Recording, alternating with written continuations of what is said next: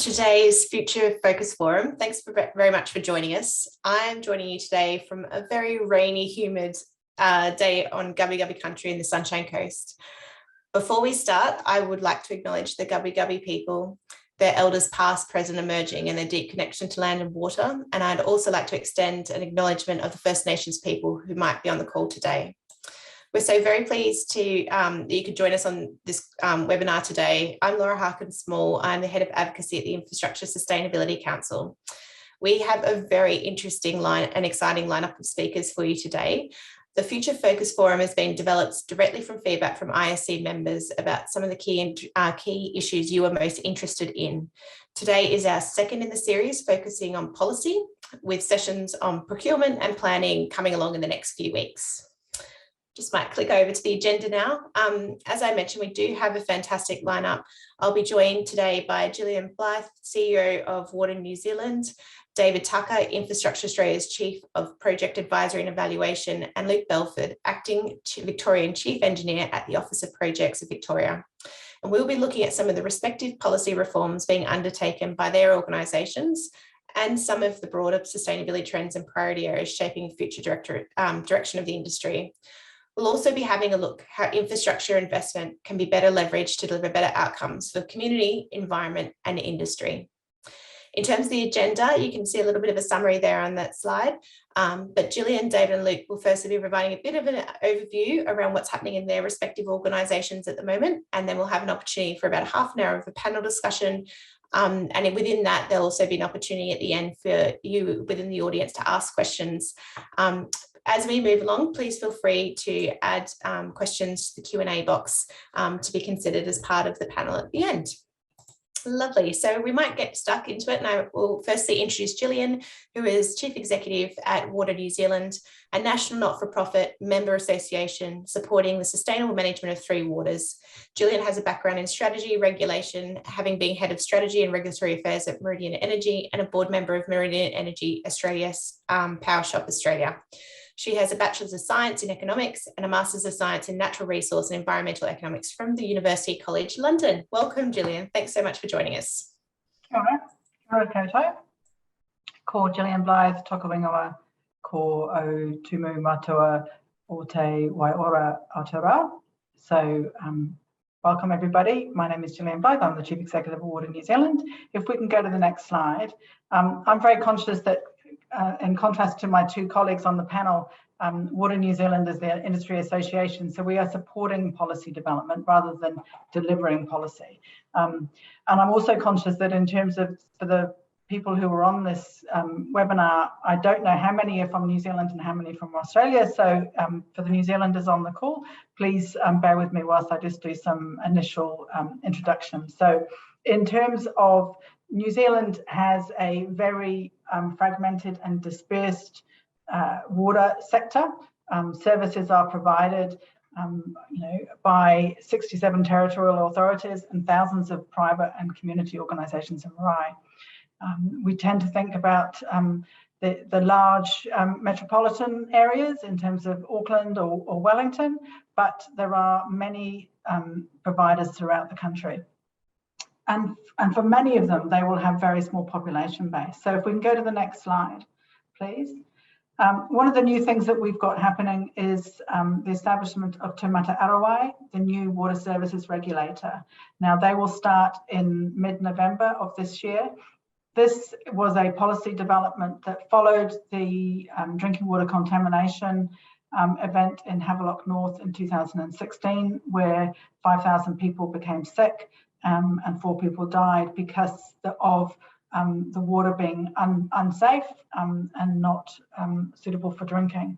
Now, one of the pieces the chart that you can see there is to clarify the different roles. So when we talk about water, we often talk about drinking water, wastewater, and stormwater and fresh water.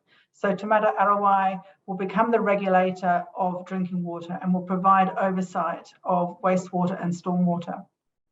The Ministry for the Environment will continue to set policy across freshwater, wastewater and stormwater, and the regulators of freshwater, wastewater, and stormwater will be regional councils. So that's quite an important piece. So they will start in mid-November.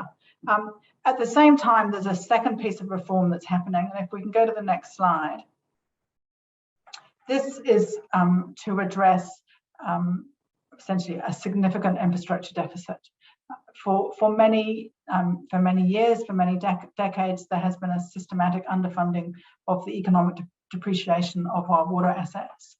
Now, this reflects the fact that, as I'm sure is the case in Australia, that there will be a number of councils which simply do not have the rating base to be able to recover enough income to be able to cover all of the costs of everything that they're providing, whether that's waste management, whether that's libraries, whether that's parks, swimming pools, etc., or it's in fact their water assets.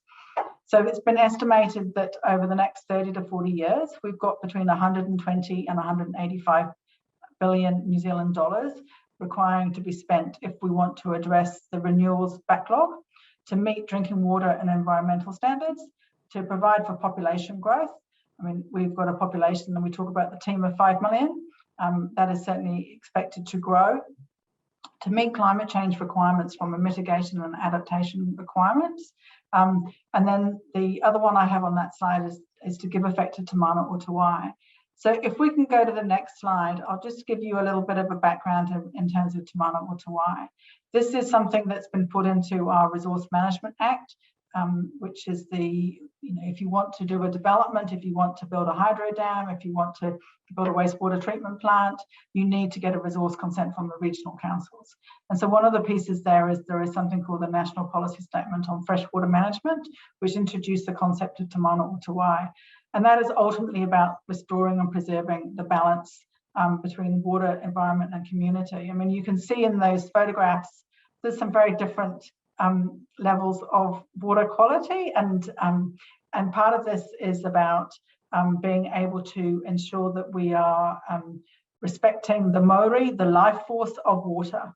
And so there is a hierarchy that's been developed, which is that the health and the well-being of water has the first priority, followed by providing for health needs of people in terms of drinking water, and then in terms of for any social or economic or cultural well-being now and into the future.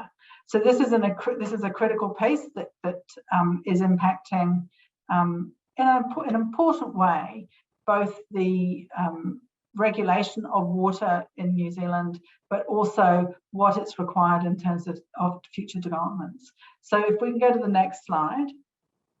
So the other major piece of reform, which is currently in a proposal state, is to go from those 67, sorry, let me just take a drink. Is to go from those 67 providers of water services to potentially 4. As you can see, one is almost the entire South Island. Another one would be from Auckland up to the far north. Entity C would be sort of the Wellington, towards Napier and Hastings and Gisborne, that direction. And then entity B is the sort of New Plymouth, Taupo to Tauranga and up towards the Bombay Hills. Ultimately, the reason for this is to achieve safe, reliable and efficient water services. Now, there's been a lot of conversation and a lot of concern in the development phases about what would be the form of these entities.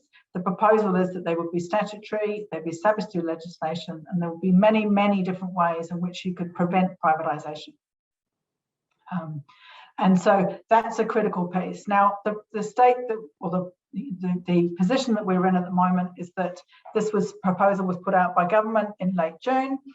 They've been consulting with local government for the last 8 weeks. Local government has made submissions on these different proposals, and we are now in that point when we're waiting for central government to make its next policy announcements. Ultimately, the reason for going from 67 to 4 is, as opposed to going to say 12 or 20, is because there is a belief to be able to manage the huge infrastructure deficit that we can see in front of us, that we will need to have significant population bases within each of those entities, such that you can manage the cost and keep the bills affordable. Now, in terms of that's my final slide. There is a lot of information in terms of what's the governance structures that are there, and I'm very happy to talk about those and some of the ways that they might be able to assist in terms of when we get to the panel discussion. Thank you. Thank you very much, Gillian. Certainly a very interesting space. Water is certainly not an exclusive challenge to New Zealand. I know lots of us from both sides of the Tasman are watching Three Waters reform very closely. So thank you. That was fabulous to get that update from you, and look forward to you joining our panel discussion a little bit later. I might introduce David next. David is Infrastructure Australia's Chief Project Advisory and Evaluation, and he's been at Infrastructure Australia since early 2018. His responsibility for providing best practice, fit for purpose guidance on preparation, evaluation of infrastructure proposals, and recently completed a major refresh of the Infrastructure Australia's assessment framework. He is currently leading the development of the 2022 infrastructure priority list, which I'm sure we'll all look forward to being released, David, which provides a long-term pipeline of high-quality infrastructure proposals to guide government investment. Thank you for joining us, David, and take it away. Thanks, Laura. Thanks so much for the opportunity to speak today. So I'm going to take a few minutes just to explain a little bit about how we're introducing sustainability more explicitly into our assessment processes and policy work at Infrastructure Australia. Thanks, Lauren. So this slide just talks about the journey that we've been on and some of our key products that we've produced over the last couple of years. So this started with the infrastructure audit in 2019, where we introduced sustainability and resilience alongside that as an explicit call out and the need to recognise where change was needed. The Infrastructure Australia sustainability principles were published in April this year, and they sought to provide a platform for us to guide how we embed sustainability through all of our programs of work. So we recognized that we were progressing with the assessment framework and also the infrastructure plan, and we needed a common, consistent narrative in which we could embed sustainability through that work. So we published those principles. I'll talk to those in just a moment. And really, they provided that platform for us to leverage our work. The assessment framework was published in July. That outlines how we undertake the evaluation of submissions that are presented to us. And then the Australian Infrastructure Plan was published at the start of September. Again, I'll talk to that in a bit more detail, but really this just shows the journey we've been on and how these products now provide a platform for us to take the way that we consider sustainability through our ongoing work. Thanks, Lauren. So I mentioned about our sustainability principles. These really just reflect the quadruple bottom line, and we've defined a description of each. I certainly won't go through or read those out for you, but I'll let you look at them in your own time. And really that provides, as I said, the benchmark for us to contemplate how we embed each of these characteristics through our various components of work. We develop those internally, but engaging with key stakeholders, including the Infrastructure Sustainability Council, to really ensure that they were hitting the mark in all the appropriate areas. And yeah, it's been a valuable source to guide how we conduct our work. Thanks, Lauren. So the assessment framework, as I briefly mentioned, is the guidance that we use to underpin the submissions that are made to us. So that is predominantly for the infrastructure priority list. It is also for where we are setting business cases for infrastructure seeking more than 250 million from the Australian government. So as well as providing guidance on how we assess, it also provides guidance to users on how they develop the business cases towards us. It's applicable for all sectors, and it's compatible with state and territory guidelines. Thanks, Lauren. This slide just talks briefly on one of the core changes that we introduced as part of the framework refresh. So we've always had the three overarching criteria of strategic fit, societal impact, and deliverability as part of our criteria, as part of our assessment. But what we did is unpack that and really delve into the detail of what each of those elements really mean. And here we were able to introduce sustainability and resilience alongside that as explicit themes to really drive better practice adoption of those considerations. And importantly, from the very earliest stages of project development. So really emphasizing that they shouldn't be considered as an add-on at the end of a planning or scoping process. Thanks, Lauren. And this slide then takes that to the next level. So again, we've got those criteria and the sub-themes on the left-hand side. And then this unpacks how we consider sustainability across all of those themes.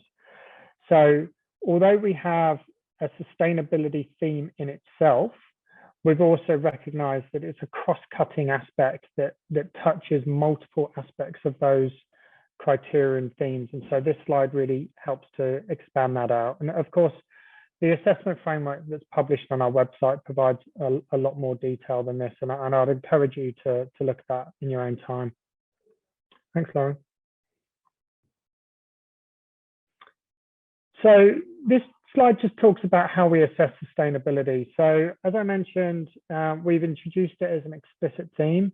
We're really trying to take a leading position to encourage the proponents of business cases to start thinking about sustainability at the earlier stages of project development. We use cost-benefit analysis as a key tool. That is a standard tool across all the states and territories.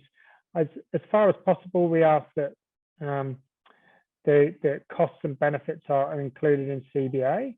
But by embedding sustainability into the assessment framework, it enables us to look at where trade-offs can be acknowledged. So where choices have been made on the way that an infrastructure project is being considered and delivered. And it may not always be picked up through CBA. So how can we recognize sustainability through non-monetized means as well?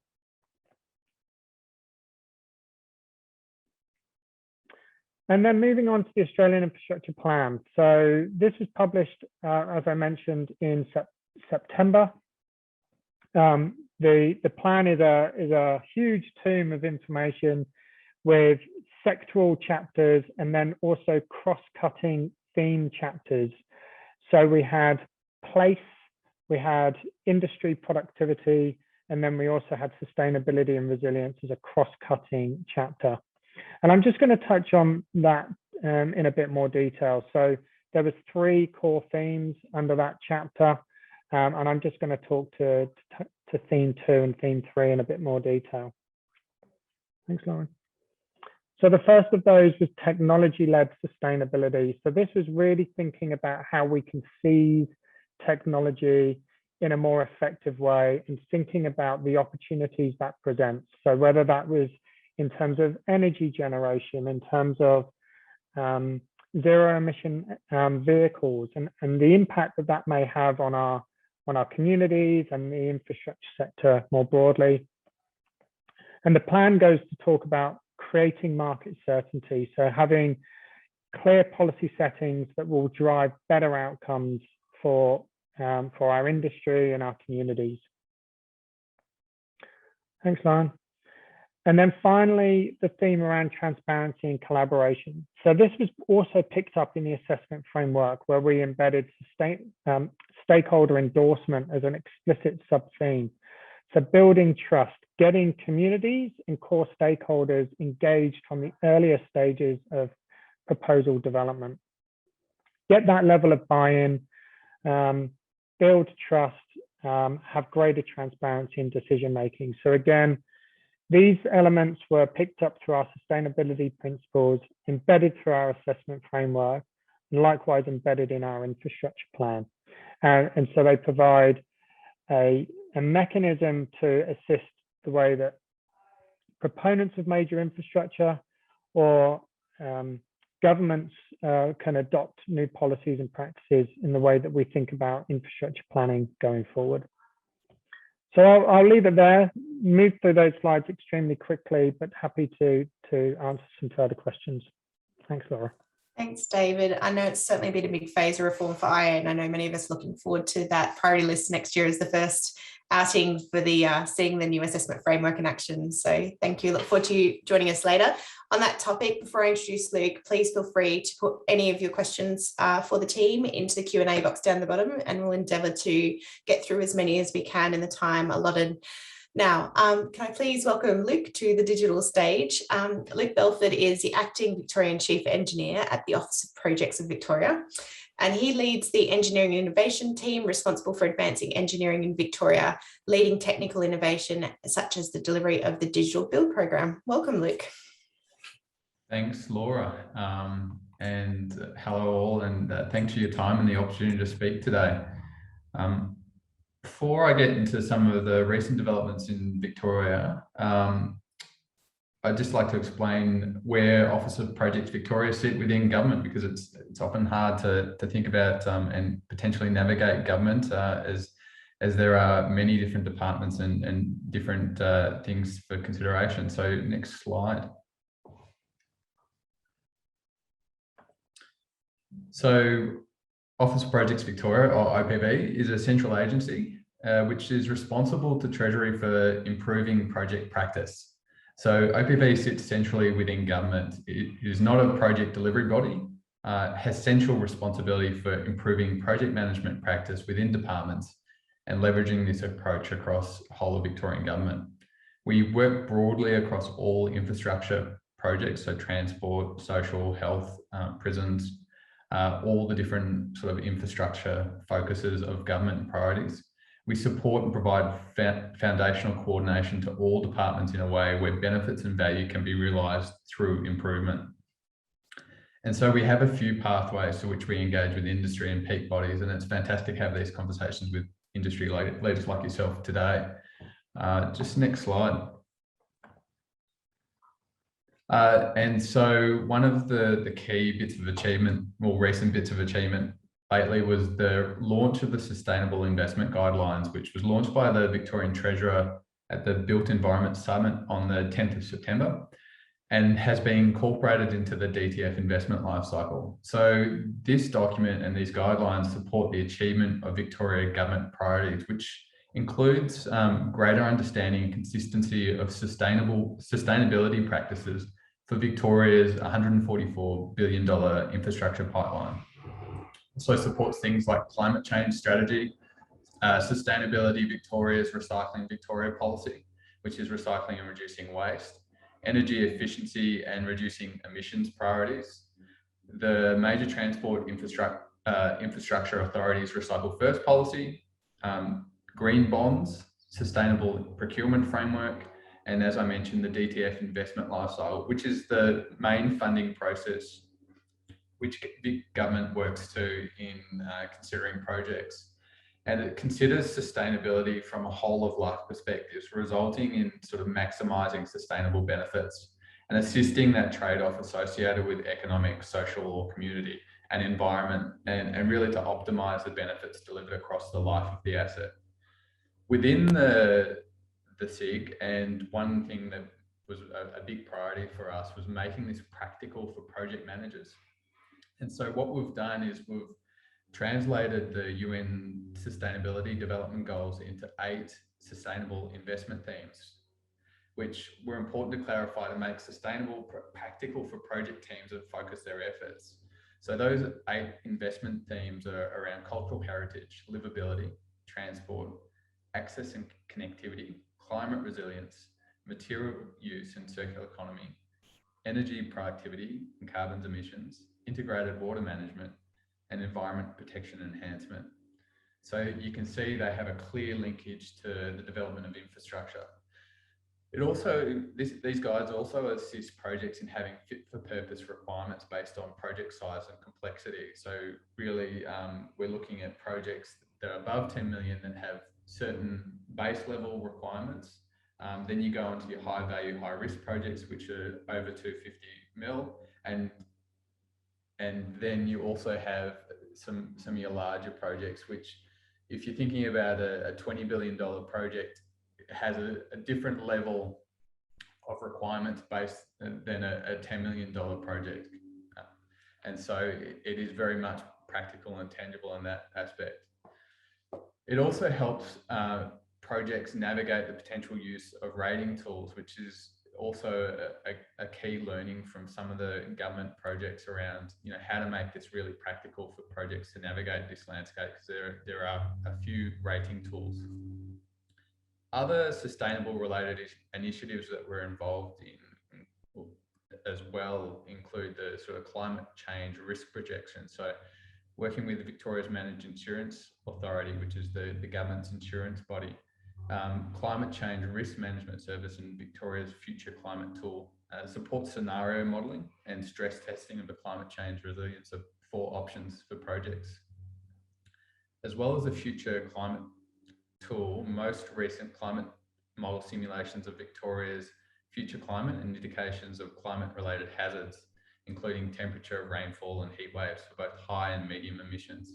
So it gives a good scenario testing for infrastructure projects and making sure that's embedded through the development of scope and the really fitness for purpose criteria for projects. We're also involved in a couple of research collaborations. One is with the Smartcrete CRC, which is about the project that we're involved in is around field testing to develop a Green Star concrete mix, incorporating household, commercial and industrial waste and specifications for delivery and placement of concrete with recyclable material content, which addresses the demand for aggregate and cement, the shortage of quarry materials and natural sands, the shortage of viable landfill options, and the oversupply of recycled materials in the waste recovery sector. Another research project that we're involved in is also the outcomes of research conducted at the Research Hub, so the TREMS work. And this is expected to assist OPV with environmentally sustainable waste disposal and recycling initiatives. The research program includes social change and smart design to minimise waste, optimising processing of recovered resourcing, including waste to energy, smart materials, products and solution development, field trials, case studies and smart waste precinct, enablers, drivers and required tools and technologies. It would also be a bit remiss of me not to mention Ecologic, which is part of the major transport infrastructure authorities' of the recycled first policy. And they've had a lot of good progress in using recycled material as part of those major infrastructure projects like the Melbourne Metro or North East Link or Main Roads projects, the consortium of projects there. So they have developed standards and specifications for road, rail and ancillary infrastructure. They've also done a really good job of mapping of suppliers of recycled and reused materials and services, where project teams and contractors who are implementing the Recycle First policy on their road or rail projects are encouraging to access the tool to source locally based suppliers. Businesses included on the map supply recycled and reused materials and products suitable for road, rail and ancillary applications such as car parks, shared user paths, piping and green spaces. And some included suppliers manage associated resource recovery, recycling and material processing services. They've also done a good job of doing demand modelling for potential demand for recycled and reused material as input to construction materials. And they've also had a number of innovation showcases where they look to improve and drive that innovation within the Victorian government around using recycled material for infrastructure projects. So some really good initiatives and really good progress there. That's it in terms of what's happening in VicGov and OPV. So happy to move on to the panel discussion and what's next. Thank you very much, Luke. Now's the fun bit. We get to relax a bit and have a good chat. Certainly, obviously, very exciting time with the release of Sustainable Investment Guideline, and I'm certainly very pleased to see SDGs embedded in such a central document. So I'm sure there's exciting, impactful times ahead. Thank you for joining us, or coming back, David and Gillian. Just before we jump in, just again, please feel free to pop any questions into the chat box and we'll try and get them through in the next half hour or so. Perhaps to kick us off, I think certainly throughout the three presentations today, we're seeing one of the key themes is how sustainability is driving some of these reforms. I'd be interested to understand from your perspectives across your area of work, as well as what you've heard from your colleagues today, what do you see as some of really the key trends and drivers shaping the future direction of this industry? We can talk about in general terms, but it'd be interesting to see what are the hot topics that you're seeing and observing from the conversations in your community. Gillian, we might kick off with you. Thank you. I think one of the key pieces is people actually seeing environmental degradation, on their doorstep. I mean, certainly just in Wellington, we've had a number of situations in the last year when we've seen, there's been wastewater on Mercer Street, we've had drinking water explosions in Yarra Valley, and we've had stormwater events on Custom House Quay. And I'm sure all of those drive change, drive a desire to see change, just as it would do if it was in Collins Street in central Melbourne, and because that means people suddenly say, oh my goodness, so what's happened, where are my water assets, and most water assets are underneath the ground. I think just to give some stats, I think we've got something like 88,000 kilometres of pipes, which sounds like a big number. Okay, so that goes up and down the New Zealand 55 times. And if you're trying to think about renewals and you've got to do, you've got to inspect them, that's going to take a lot of closed circuit TV. And so it brings it to the fore when you see it on the ground. David, do you have any thoughts?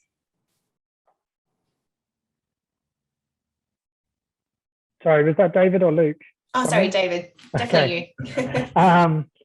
Look, I think from my perspective, I mentioned this in slides, we're seeing sustainability being considered both as a driver for change and then also as an overlay to further strengthen and benefit the outcomes that infrastructure is creating. In terms of a driver, I don't think we can go too far away from the move to more sustainable energy sources, and a lot of work we're seeing in terms of major solar fields, the move to capturing hydrogen, and in trying to, I talked about technology, it's recognizing how we can use the power of technology to create energy more efficiently and cost effectively. So there is definitely a trend from that perspective. I think we're also seeing technology in zero emissions vehicles, and people are starting to get on board. I think there was some anxiety with range and access to charging, and just in the last couple of years, the amount of investment and change that's been in those spaces, and now to recognize how we can use vehicles to power our homes is just you couldn't have thought about that a couple of years ago. So I think we're seeing definitely some trends there at a big scale, and then we're also seeing those trends in terms of getting better outcomes from actual infrastructure projects, whether that's a road or a rail line, and how we can overlay sustainable thinking in terms of materials and waste and that sort of thing as well. And Luke, do you have any views around some of the key drivers or trends that have shaped even the creation of the Sustainable Investment Guidelines, as well as the content within those guidelines? Yeah, sure. I'd say that, like similar to what David was saying, the increasing investment in infrastructure, which is across the board, just Victoria, Australia, and internationally, means that there's a greater focus on, how do we use infrastructure projects to deliver greater benefits. And so government, we were seeing pockets of government doing things differently.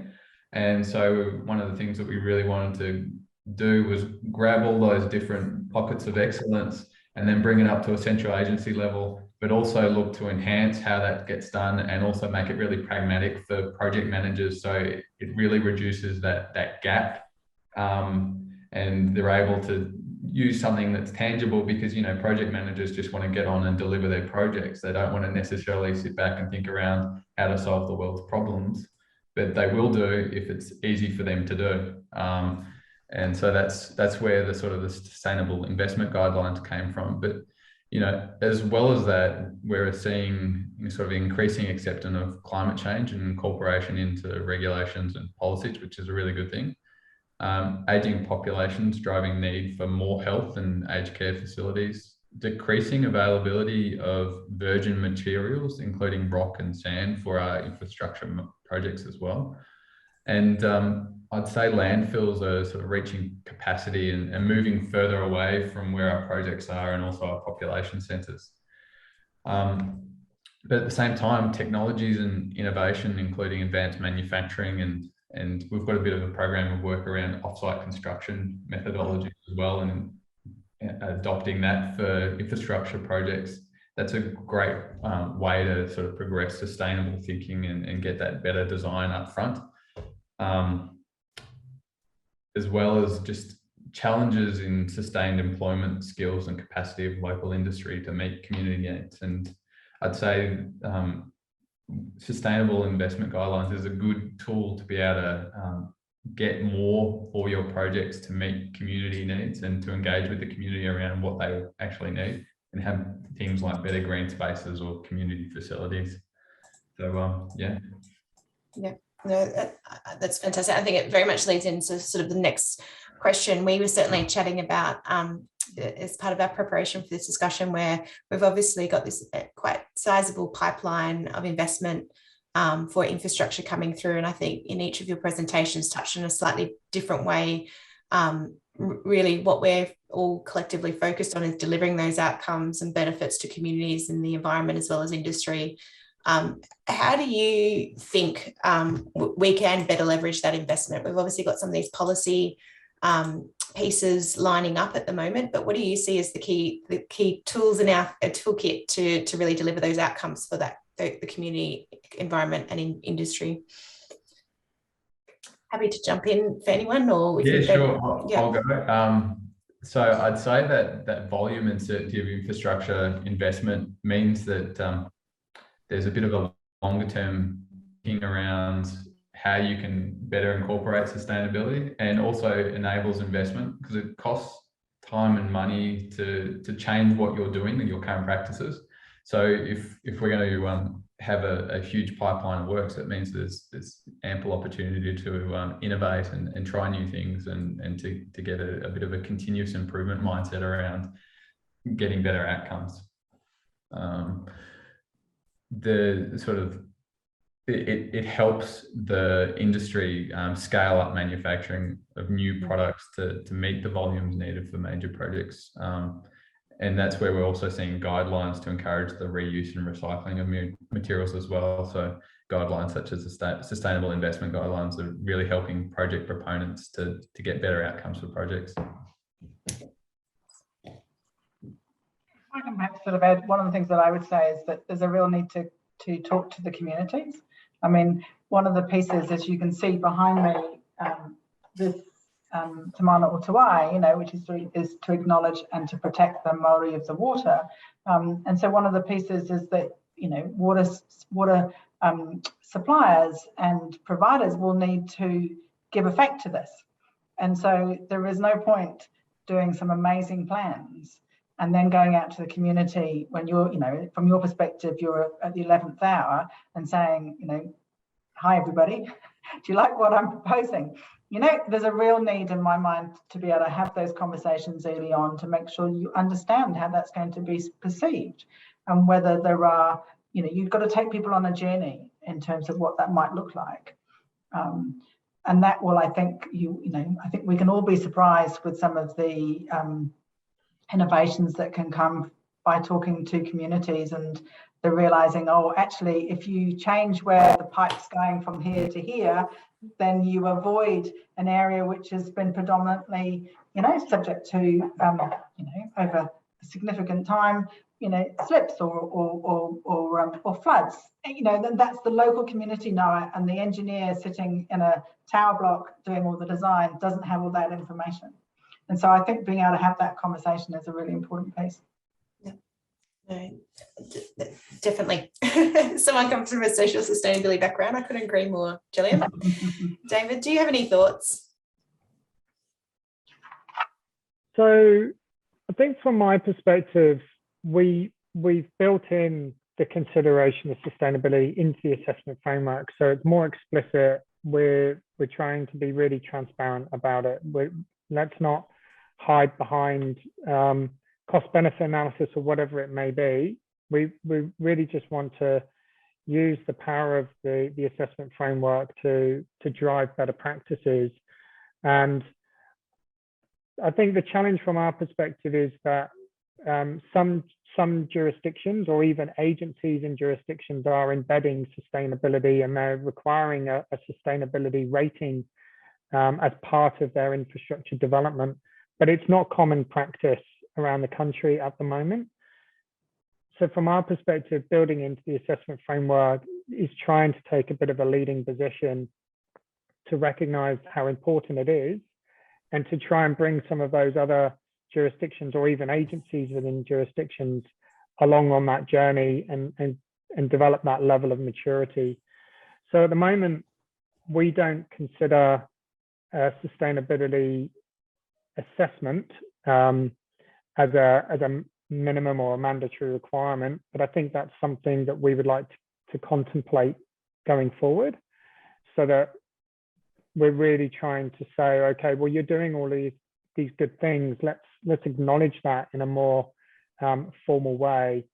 So I think infrastructure can absolutely be leveraged for better outcomes, but often it goes under the radar and it doesn't get recognized as well as it could be. And having rating mechanisms or assessment tools is a further means to really draw that level of transparency and profile. Yeah. And perhaps just adding to that, David, and drawing on one of the questions from the audience, in terms of the assessment or the development of the priority lists going forward, what's the experience you get that some of the industry can expect, particularly around how would you, or what's your thinking around acknowledging, projects or assets that are embedding and embracing sustainability principles or higher levels of sustainability performance? Is there some sort of difference going forward that they can see, and how are you going to call that out in the priority list?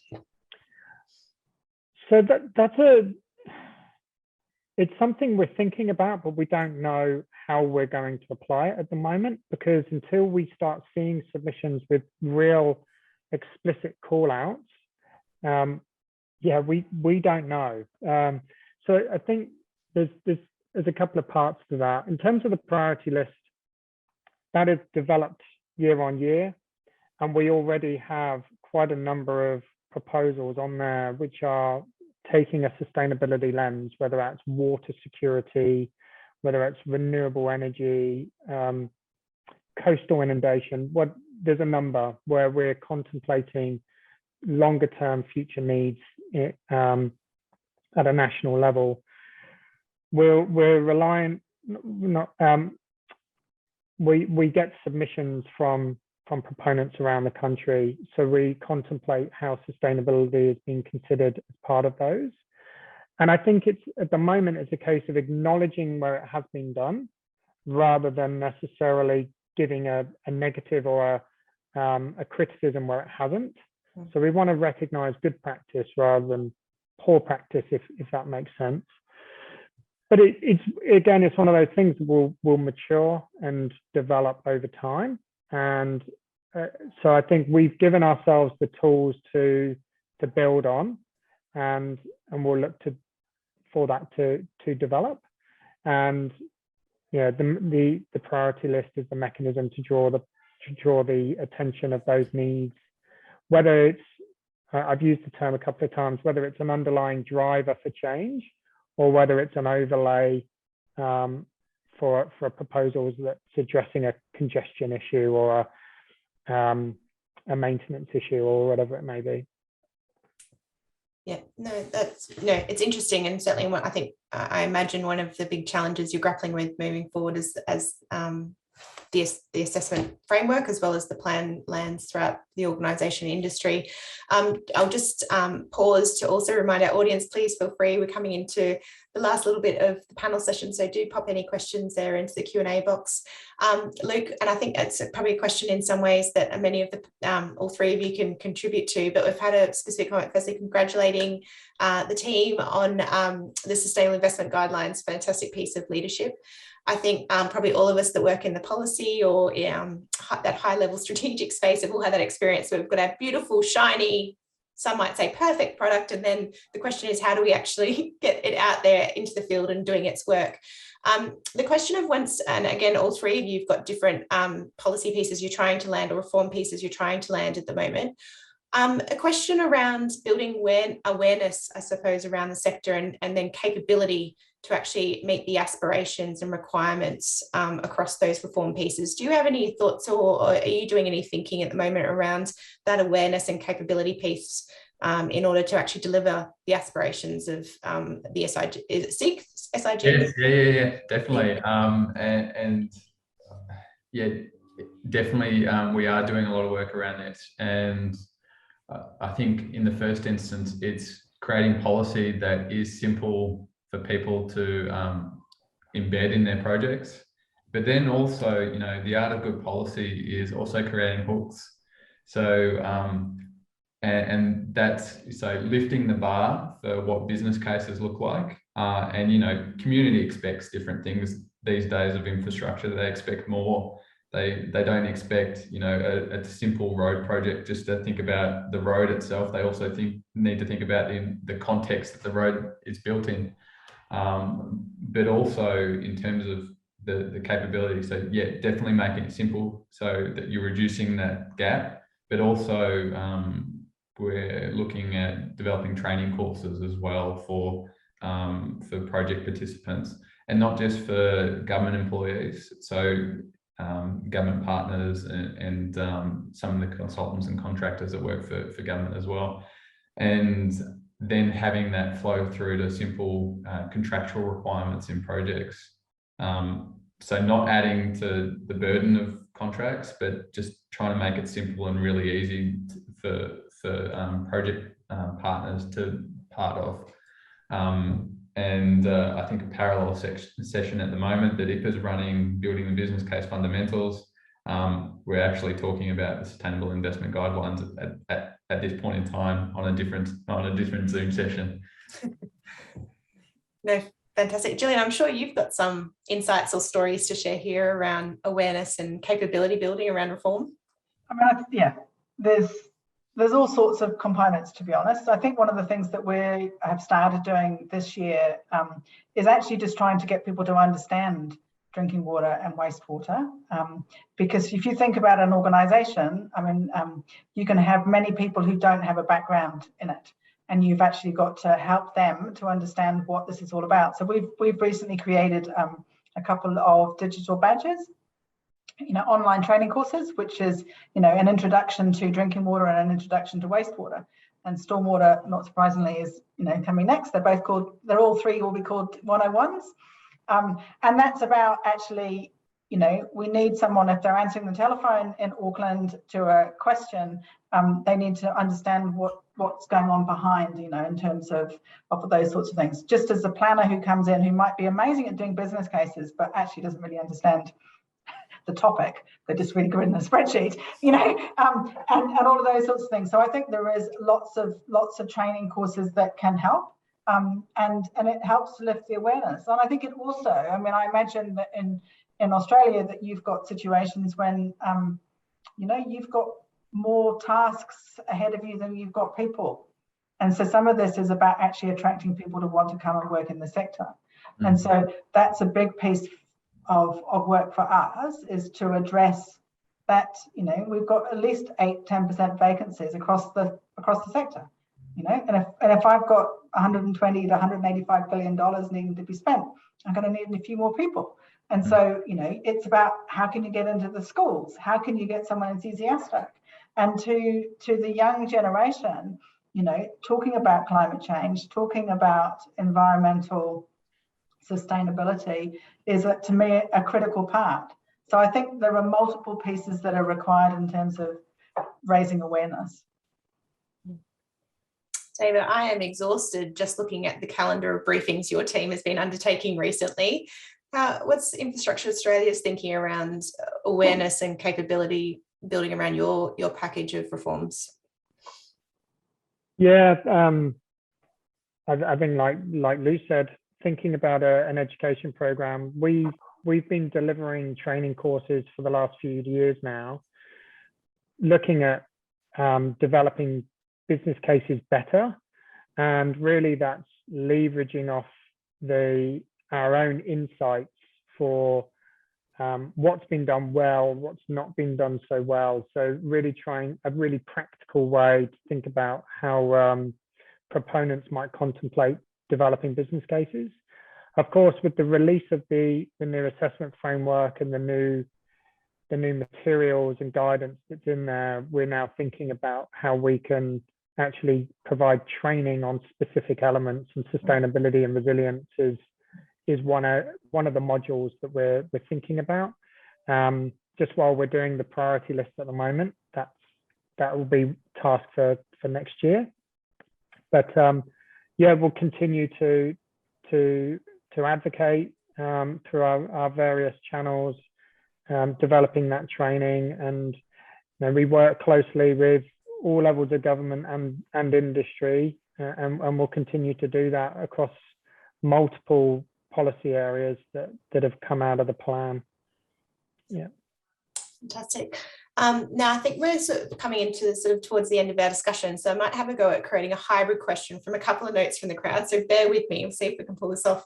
So certainly one of, I think across all of certainly from the material and intents I've seen from across all three organisations, and more broadly, climate change, decarbonisation is a key focus in the sustainability space, and I think industry and business more widely at the moment.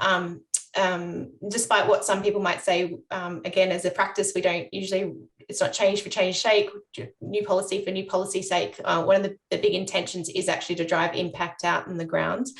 When's your sense from this reforms? When would you like to start seeing actual tangible impacts out in the ground? When are the first business cases that are addressing some of these key issues start to come through the door? When do we start to see some of this critical mass emerging? I think certainly from my personal observations, the change even from a decade ago or even 5 years ago from the space has been quite rapid. Do you have any sense around timing, and perhaps any particular commentary around our ability to collectively as a practice influence the acceleration for decarbonisation? Can I jump in and just do one? One of the things from my perspective is we just released a carbon accounting framework for wastewater treatment plant. There's an emission factors that you need in terms of methane and nitrous oxide. You don't really have them for New Zealand wastewater treatment plants, and this is about providing a set of emission factors that can be used in advice. And I would hope, having spoken to government officials and having been speaking to the sector, that the next one that's being talked about is conscious of it, and you can think about it. So I guess from my perspective is now. We're also releasing a navigating to net zero, which is advice to the water sector in New Zealand about how you can try and reduce your carbon emissions, through a whole bunch of pieces. And assuming I can have my conference in December, and if I can't in December, in February, we will release it, and we'll perhaps be doing it before Christmas if I have to wait to February. And so basically now. Fantastic. I would add that in a lot of ways, some of the government projects are already doing this. So we've got, recycled noise walls. We've got recycled sleepers on rail projects. There's a fair amount of recycled content going into projects, and that's for many different reasons. And I guess one of the main ones are, you know, we're trying to put downward pressure on cost escalation on projects. So it makes economic sense to think more sustainable, which is, you know, make it mainstream, which is the way to get it across the line in a lot of instances. And also just think about changing mindsets. So thinking around performance of materials rather than, you know, your stock standard, this is the specification I'm going to work to. And also bridging that gap for people, you know, or what if it doesn't work? Well, doing the trials and proving the results and having those case studies out there and talking about it, I think is really important. David, I think it's a brief last word to you. I think Luke said it, that business cases are doing this already, but it's not common. So the question is probably more, when will it be standard practice rather than when will it just appear? So I think some business cases, some proponents are doing this well. Others need to come on that journey. We hope that with the work that we've done in the assessment framework, we've provided a bit more structure and the ability to be more transparent. So hopefully early next year, if you know, why not? Sounds like a plan to me. I love Absolutely. it. So, you know, I think the materials are there, the tools are there. It's just getting the practice and seeing it come forward, as I say, in a more explicit way. And it's one of those things that will continue to mature and develop over time, but hopefully we'll see it more standard practice earlier rather than later. No, I think, and again, because we chatted about this beforehand, I think all three of us are very excited for some of the reforms and overall direction coming through, and how embedded sustainability is in a lot of our latest tranche of policy reviews, and certainly looking forward to the outcomes that can deliver for community environment industry in the following years. Gillian, David, Luke, thank you so much for joining us today. It's been an absolute pleasure to spend some time with you and hear about what your organisations are doing, and certainly look forward to touching base and continuing to share your journeys and stories along the way, which I'm sure there'll be many ups and downs, but certainly hopefully a lot more wins in the future. Thank you also to our audience for joining us. I hope you found it very interesting and insightful, and given you a sense of some of the reform and policy agendas coming your way. If you do have any questions, please don't hesitate to reach out to the Infrastructure Sustainability Council team.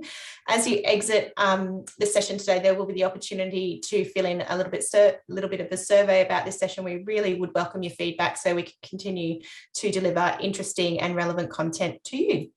Thank you very much. Enjoy the rest of your Tuesday. Thank you. Thank you. Bye.